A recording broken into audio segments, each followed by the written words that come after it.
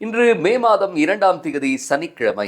நமது திரைசேரி இழந்த $2.5 மில்லியன் பணப்பரிவர்த்தனை மோசடி விவகாரத்தில் ஒரு அதிர்வு ஏற்பட்டிருந்தது.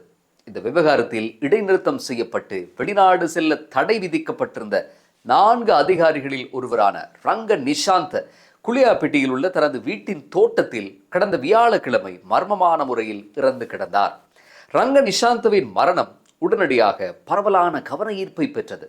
சாட்சிகளை கொல்ல அரசுதான் இதை செய்திருக்க வேண்டும் என்று எதிர்க்கட்சிகள் ஒரு பிரச்சாரத்தை சமூக ஊடக பக்கங்களில் கொண்டு சென்றார்கள். ஆனால் இவற்றுக்கு எந்தவித ஆதாரமும் முன்வைக்கப்படவில்லை. இதற்கு பதிலளித்த அரசு ஆதரவு பக்கங்கள் கடந்த காலங்களில் கொல்லப்பட்ட அரச உயர் அதிகாரிகள், விளையாட்டு வீரர்கள், ஊடகவியலாளர்கள் மற்றும் சாட்சிகளின் பயோடேட்டாக்களின் விவரங்களை போட்டு தடயங்களை அளிப்பதில் யார் சமர்த்தர்கள் என்று புதிதாக சொல்ல ஒன்றுமில்லை என்றும், இதெல்லாம் பாதாள அரசை நடத்தி கொண்டிருக்கும் அவதாரங்களின் வேலை என்றும் திருப்பி அடித்தன.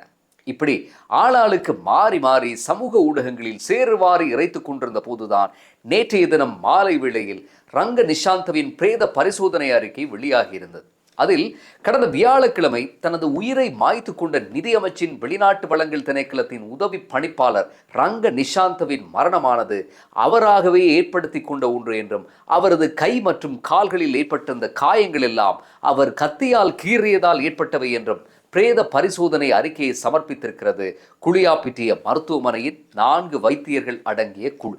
இதன் மூலம் அவருடைய உடலில் ஏற்பட்டிருந்த காயங்களின் மர்மம் இந்த நிமிஷம் விலகுகிறது. இந்த பரிதாபகர மரணத்தை தழுவிக்கொண்ட ரங்க நிஷாந்த மிக நேர்மையான அதிகாரி என்று, அவரோடு பழகியவர்கள், அவரை தெரிந்தவர்கள் என்று பலரும் கருத்துக்களை சமூக ஊடகங்களில் பதிவு செய்து வருகிறார்கள். ரங்க நிஷாந்தவின் நண்பர் அமில இந்திரநாத் தர்மசிறி எழுதிய ஒரு ஃபேஸ்புக் பதிவு நேற்றைய தினம் பல்லாயிரம் பேரால் வாசிக்கப்பட்டும் பகிரப்பட்டும் இருந்தது. ஜெயவர்தனபுர பல்கலைக்கழகத்தின் பழைய மாணவரும் தென்கொரியாவில் முதுநிலை பட்டம் பெற்றவருமான ரங்க நிஷாந்த ஒரு நேர்மையான நிர்வாக அதிகாரியாக இருந்தவர் என்கிறார் இந்திரநாத் தர்மசிறி. 2013ஆம் ஆண்டு நிதியமைச்சின் வெளிநாட்டு வளங்கள் திணைக்களத்தில் பணிக்கு சேர்ந்த ரங்க நிஷாந்த எந்தவித சுயநலமும் இல்லாமல், எந்தவித அரசியல் உள்நோக்கமும் இல்லாமல் முதுகெலும்புடன் வேலை செய்த மிக தூய்மையான ஒரு அதிகாரி என்றும் சான்று பகர்கிறார் இந்திரநாத் தர்மசிறி. ரங்க சாமானிய அரச ஊழியன் அல்ல என்றும், கோடிக்கணக்கான டாலர்கள் பெறுமதியான பணப்பரிவர்த்தனைகளை எல்லாம் மிக கவனமாக கையாண்டவர் என்றும், பொது வாழ்வில் அப்பழுக்கற்ற கரங்களுக்கு சொந்தக்காரர் என்றும், பணி நேரம் முடிந்ததும் ரயிலில் வீட்டுக்கு செல்லக்கூடிய நிலைமையிலேயே இத்தனை பெரும் அதிகாரியின் பொருளாதார நிலைமை இருந்தது என்றும் விவரித்து கொண்டு போகிறார் ரங்கவின் நண்பர். தனது நீண்ட கால நண்பரிடம் ஒரு பலவீனம் இருந்ததாக அவர் அங்கே குறிப்பிடுகிறார். அதாவது, தன்னுடைய கடமையில் ஒரு சிறிய தவறு நடந்தாலும் அதை பொறுத்து கொள்ளும் வல்லமை ரங்கவுக்கு இருக்கவில்லை என்றும், மிகை உணர்ச்சி வசப்பட்டு குற்ற உணர்வால் அவதிப்பட்டு எப்படியோ தவறை திருத்திக் கொண்டு மீண்டு விடுவதாக கூறுகிறார். அவருடைய இந்த பண்பு அவருக்கு வாழ்க்கையை முடித்து கொள்ள தூண்டி இருக்க வேண்டும் என்றும், நாட்டுக்கு ஏற்பட்ட நிதி இழப்பும் இதனால் ஏற்பட்ட பரபரப்பும் சமூக ஊடகங்களில் ஆளையால் கடித்து கொண்டும் குதிரை கொண்டும் எழுதப்பட்ட பதிவுகளும் சேறு பூசல்களும் தன் மீது சுமத்தப்பட்ட அவப்பெயரும் அவருக்கு பேரதிர்ச்சியை ஏற்படுத்தி இருக்க வேண்டும் என்றும் சொல்லியிருந்தார் இந்திரநாத் தர்மசிறி. ஒரு மிக நேர்மையான அதிகாரி, இத்தனை நாட்களாய் அடுத்தவர்களுக்கு வழிகாட்டியாக இருந்த ஒரு அதிகாரி தன்னுடைய கவன குறைபாட்டுக்கு தனக்குத்தானே தண்டனை கொடுத்து கொண்டிருக்கிறார் என்றே அவருடைய இந்த மரணத்தின் மூலம் இன்றைய நிலையில் புரிந்து கொள்ளக்கூடியதாக இருக்கிறது.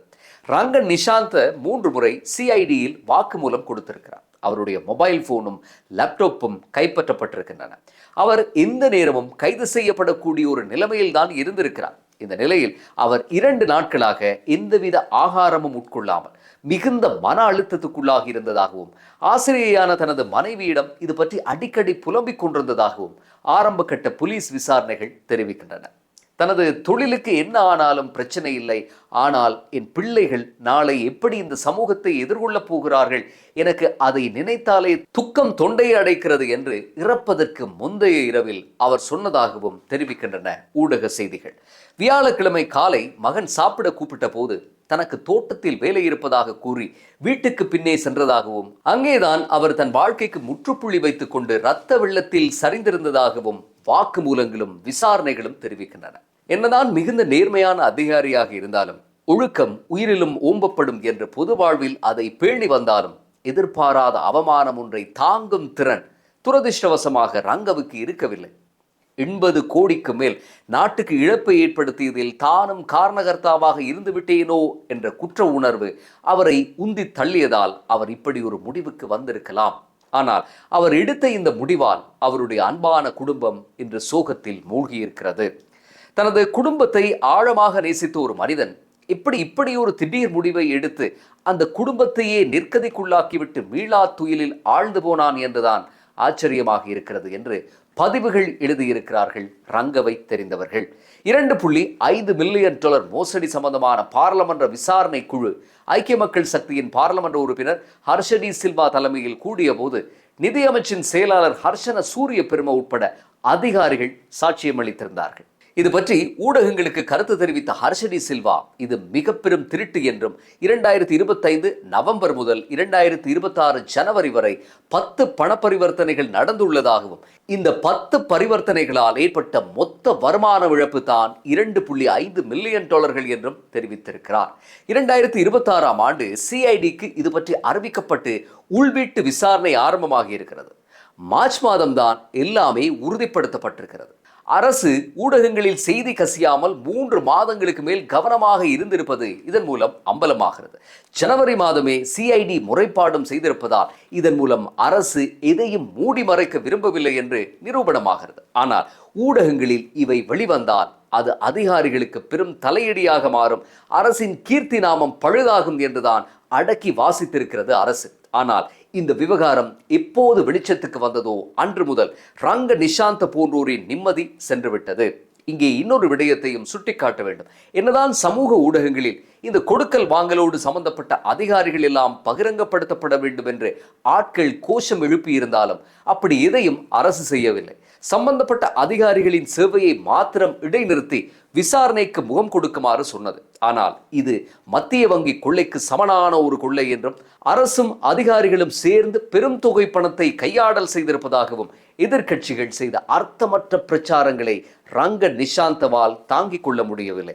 கடைசியில் அவருடைய விதி இப்படியாகிவிட்டது. உண்மையில் இது கவனஈனமா அல்லது வேறொரு அழுத்தத்தால் நேர்ந்ததா என்று விசாரணை செய்துதான் முடிவு செய்ய வேண்டியிருக்கிறது. அந்த விசாரணையை சிஐடி மேற்கொள்கிறது. ஆனால் சமூக ஊடகங்களில் ஏகப்பட்ட நீதிபதிகள் இருக்கிறார்கள். அவர்கள் தமக்கு தோன்றியதையெல்லாம் எழுதினார்கள், விதவிதமான தீர்ப்பு கொடுத்தார்கள். இந்த மாதிரியான விவகாரங்கள் இனியும் நடக்கலாம். மனிதன் என்பவன் தவறுக்கும் மறதிக்கும் மத்தியில் படைக்கப்பட்டவன். அப்படி ஏதாவது ஒரு விவகாரம் எதிர்காலத்தில் வெடித்து கிளம்பினால் அல்லது ஏதாவது குற்றச்சாட்டுகள் யாராவது அரச உயரதிகாரிக்கு எதிராக ஜோடிக்கப்பட்டால் முறையாக விசாரணைகளை நடத்த ஆணையிடுவதுடன் மட்டும் அரசு நின்று விடாமல் அந்த அதிகாரியினுடைய மனநலம் பற்றியும் அக்கறை செலுத்த வேண்டும். பணியிடை நீக்கம் செய்யும் செய்திகள் பெரிய சைஸ் எழுத்தில் கவனம் பெறும் அளவுக்கு நாளை அவர்கள் நிரபராதிகளாக நிரூபிக்கப்பட்டு மீண்டும் பணிக்கு சேரும் போது கவன ஈர்ப்பை பெறுவதில்லை என்பதை அதிகார வர்க்கம் உணர்ந்து கொள்ள வேண்டும். எதிர்க்கட்சிகளை பற்றி சொல்ல ஒன்றுமில்லை.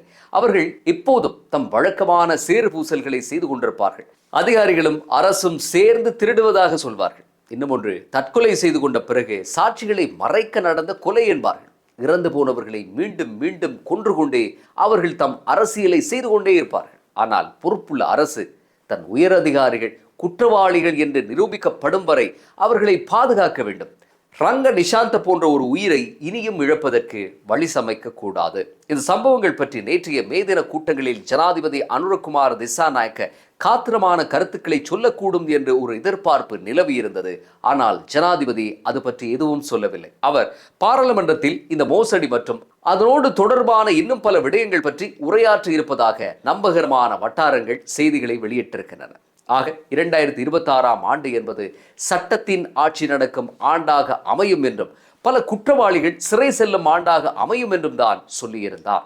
ஈஸ்டர் குண்டு தாக்குதல்கள் தொடர்பாக நடைபெற்று வரும் விசாரணைகளின் நீட்சியாக ஒரு குற்ற புலனாய்வு பிரிவு அதிகாரி தற்போது வெளிநாடு ஒன்றுக்கு சென்றிருப்பதாக தெரிவித்தார் ஜனாதிபதி.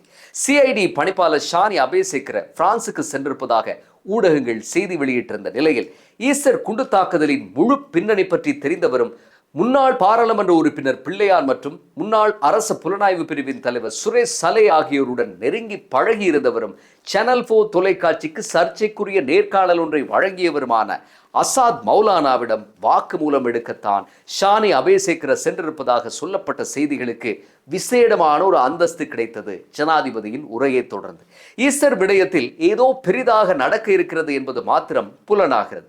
10 ஊழல் வழக்குகளும் 5 குற்றவியல் வழக்குகளும் நீதிமன்றத்துக்கு வர இருப்பதாகவும் பலரின் பதட்டங்களுக்கு இதுதான் காரணம் என்றும் தெரிவிக்கிறார் ஜனாதிபதி. மேலும் கடந்த கால ஆட்சியாளர்கள், அவர்களுடைய சகோதரர்கள், புதல்வர்கள் என்று உறவு பட்டாளங்கள் குறுகிய காலத்தில் சேர்த்து குவித்த சொத்துக்களின் பட்டியலை வெளியிட வேண்டும் என்றும், அப்படி இல்லாத பட்சத்தில் அவை எந்தவித தயக்கமுமின்றி அரச உடைமையாக்கப்படும் என்றும் எச்சரித்திருந்தார். மஹிந்த ராஜபக்ச 10 வருடங்களுக்கு பிறகு லஞ்ச ஊழல் ஒழிப்பு திணைக்களத்துக்கு சொத்து விவரங்களை வெளியிட்டிருந்தது இங்கே ஞாபகத்துக்கு வருகிறது. ஆனால் அது சம்பூர்ணமற்றது என்று சொல்லிவிட்டது லஞ்ச ஊழல் ஒழிப்பு திணைக்களம்.